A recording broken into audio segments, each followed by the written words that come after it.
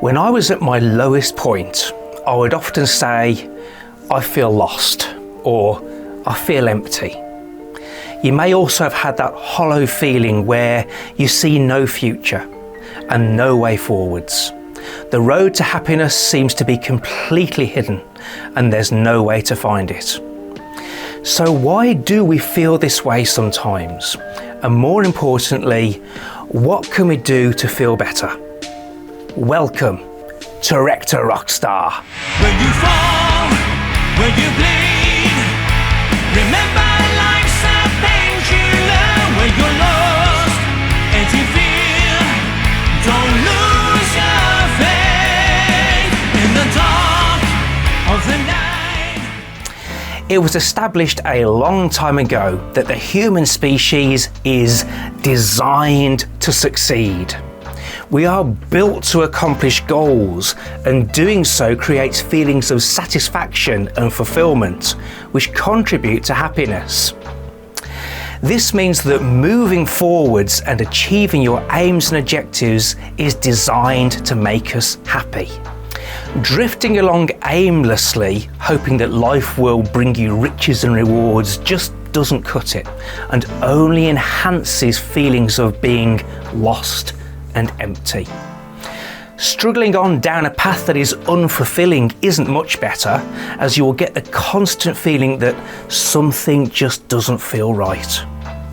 Therefore, to navigate the journey to success, fulfillment and happiness, while avoiding dead ends and blind alleys, you need to clearly understand what that destination looks like.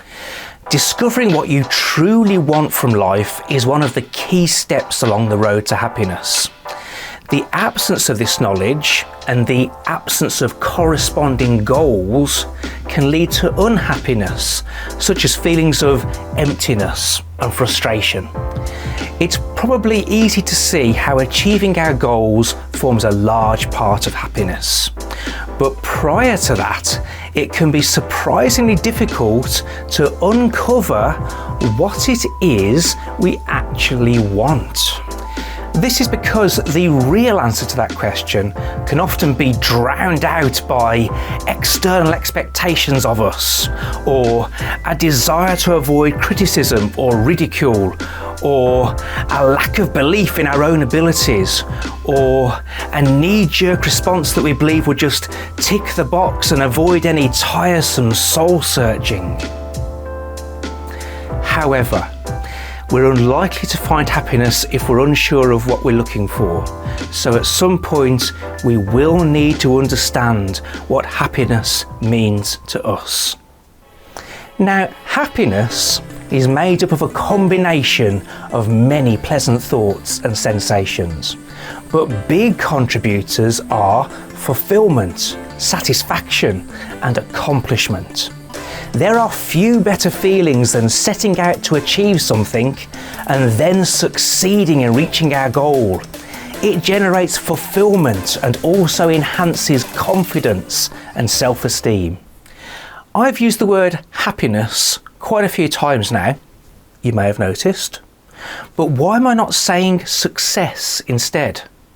Is there a difference? Well, success is only defined as the accomplishment of an aim, and therefore it is possible to be successful without being happy. In simple terms, if we set out to do something and achieve it, technically we've succeeded. But if that accomplishment does not generate fulfillment, it feels hollow and it won't spark happiness. So to create happiness, we must succeed at specifically achieving our own goals. Ambitions that mean something to us personally. Striving for someone else's dreams to the exclusion of our own will ultimately feel empty. Our true goal, or our real purpose, will feel as snug as a pair of warm, fluffy slippers. It won't seem untenable or insurmountable, and thinking about it will give that determined, fired up sensation. We may even feel impatient to start working towards it, such as our excitement and enthusiasm. So when determining what you really want, the answer should make you feel inspired, energetic and motivated. You may even feel like you just can't live without it. So now, let's look at 2 techniques that can help us understand what we really want.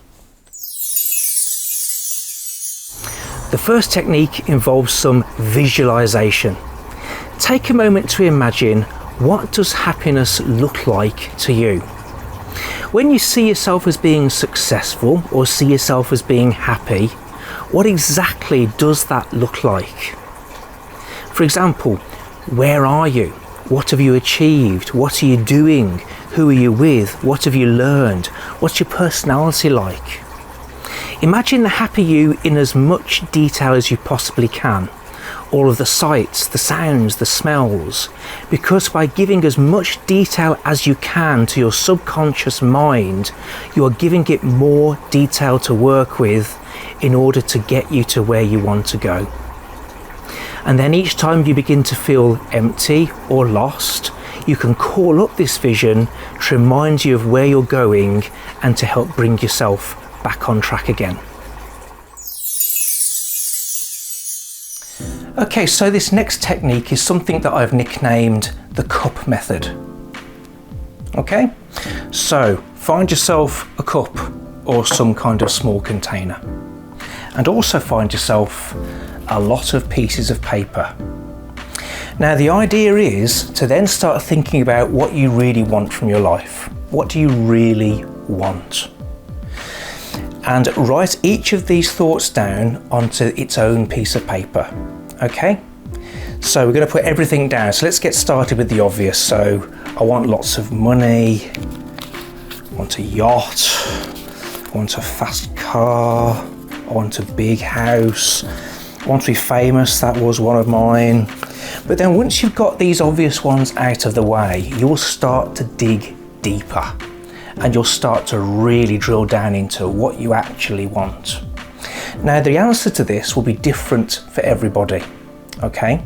But the important thing is to write down everything that occurs to you, everything. Don't dismiss anything just because you think, well, that's never going to happen. If you want it, then write it down, okay? So you're going to come up with new desires and wishes and dreams and ambitions. Things that you may not even have realised you even wanted. Write them all down. Take a few days if you need to make sure that you get every thought that occurs to you down on these pieces of paper. In addition, you may come up with desires that start with the word should.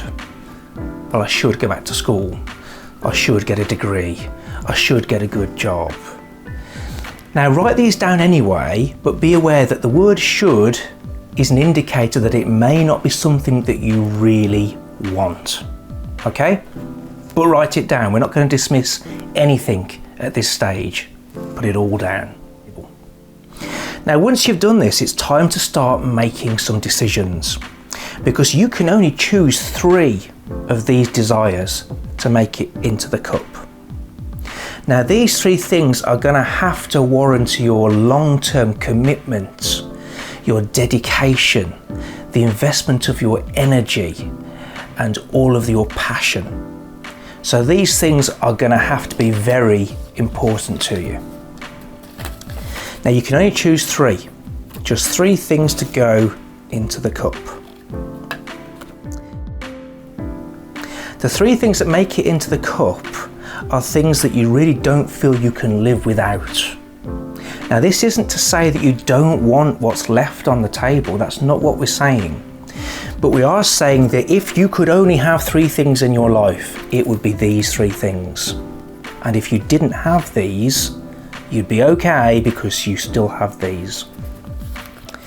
Now for me, the answer was very interesting because despite the fact that I'd written down I want to be a rock star, I want to be a rock singer, I want to record albums, all those things, when it came to choosing just 3, the answer was revealing for me, because it was, I want to help people. I want to offer support with mental illness.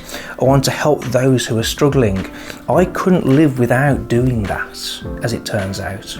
And it's because of this exercise that I'm making these very videos. So think carefully about what you really want. And when it comes to what's made it into the cup, you can then start creating goals to get you there.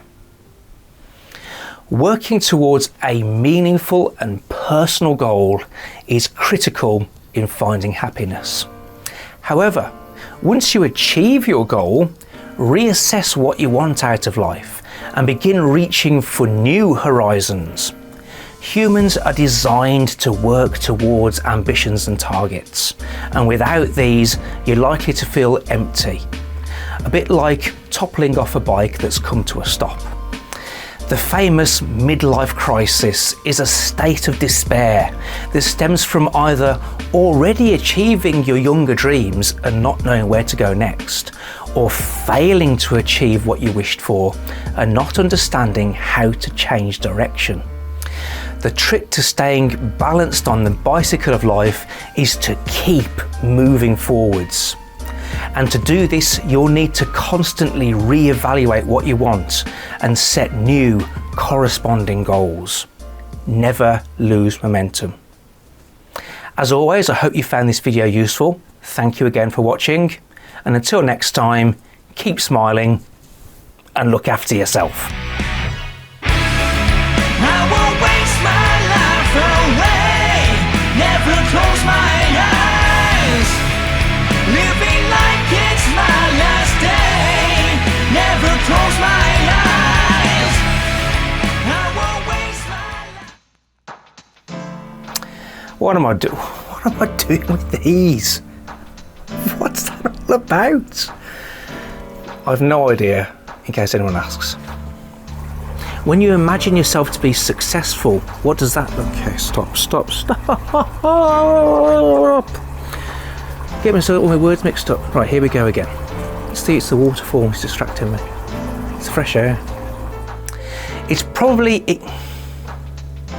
What am I doing? Perhaps, probably, take your pick. Choose one. We're gonna go with probably. Probably. Any second now, everybody. Any second now. I haven't used you guys before, have I? The first technique involves some visualization. So imagine to yourself, and the dog's barking, the dog's barking, I was nearly getting it then. Midlife crisis. Crikey. I'm far too young to experience that.